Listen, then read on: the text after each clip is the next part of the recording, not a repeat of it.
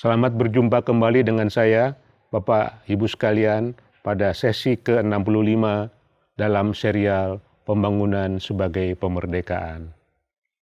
Bapak Ibu sekalian, belum lengkap rasanya kita bercerita tentang gula apabila kita tidak membahas aspek R&D, Research and Development. Bapak Ibu sekalian, kita diberi warisan sejarah berupa cara berpikir yang sangat baik oleh Belanda, yaitu Belanda lah sebetulnya, atau bangsa Eropa lah semuanya, yang mewariskan kepada kita cara berpikir industrial, mengekstrak dari sumber daya menjadi produk industri.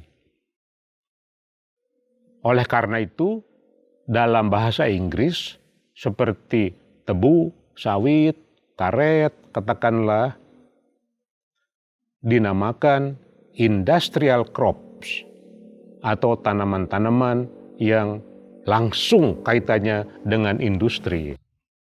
Bapak Ibu sekalian, pikiran industrial ini ada basisnya. Basisnya adalah R&D, Research and Development. Itu basisnya. Mulai dari bagaimana menghasilkan varietas atau klon, sampai produk akhirnya, misalnya di Vietnam, menangkap uap air di pabrik gula untuk minuman, air mineral rasa tebu, katakanlah, itu semua hasil produk R&D. Dan untuk kasus pergulaan, Pusat Penelitian Gula Indonesia, P3GI yang ada di Pasuruan, pada zaman Belanda, Pusat Penelitian Tebu dan Gula ini merupakan pusat penelitian terbesar di dunia. Jadi, Bapak Ibu sekalian, tidak heran apabila Jawa didukung oleh lembaga R&D pada zaman Belanda bisa menjadi eksportir terbesar kedua dunia karena dukungan R&D-nya sangat baik. Bapak Ibu sekalian, apa makna R&D sebetulnya kalau kita ambil dari kacamata filosofi? R&D adalah suatu upaya untuk mendapatkan sesuatu yang sebelumnya tidak diketahui menjadi diketahui, termasuk potensi-potensi dari suatu tanaman seperti tebu ini. Dengan demikian, hal-hal terbaik bisa didapatkan. Apa syaratnya supaya R&D bisa langsung masuk dalam dunia bisnis? Syaratnya adalah R&D dipandang sebagai investasi. Kalau tidak dipandang sebagai investasi, maka dunia industrial tadi terputus dia. Dia hanya akan menerapkan teknologi yang sudah ada, dan teknologi itu memiliki sifat alamiah akan cepat usang. R&D di sini bersaing, menciptakan kekuatan untuk bersaing supaya tidak cepat usang, supaya kita tidak menerapkan cara berpikir yang usang.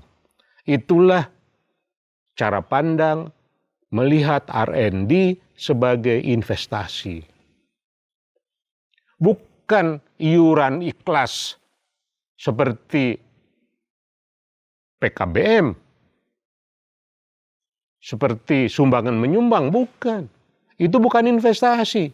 Investasi ada hitung-hitungannya, ada kriterianya seperti net present values, internal rate of return atau benefit cost ratio, banyak. Pertanyaannya adalah, apakah kita sekarang ini melihat R&D sebagai investasi atau bukan? Saya jawab tidak. Apakah ada potensi institusional melihat R&D sebagai investasi?